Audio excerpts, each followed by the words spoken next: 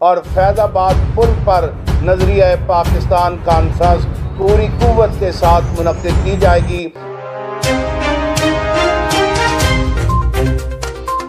अस्सलामुअलैकुम वरहमतुल्लाहि वबरकातुहू। नाज़रीन मोहतरम, आपको आज बड़ी ब्रेकिंग न्यूज़ से आगाह करें कि अल्लामा हाफ़िज़ साद हुसैन रिज़वी साहब ने बहुत बड़ी कॉल जो है वो जारी कर दी है। उन्होंने कहा कि हमारा जहां जी चाहेगा, जहां चाहेंगे हम जलसा करेंगे। उन्होंने कहा कि परेड ग्राउंड के अंदर जनाब पहले हमने दरख्वास्त दी थी, हमारा हक बनता था जलसा करने का, लेकिन जनाब हमारा हक जो है वो लिया गया है और जनाब जो बाद में लोग आए थे जनाब उनको इन्होंने इजाज़त दे दी है। हम भी यहाँ पर रहते हैं, हमारी जमात भी इलेक्शन कमीशन ऑफ पाकिस्तान के अंदर रजिस्टर है।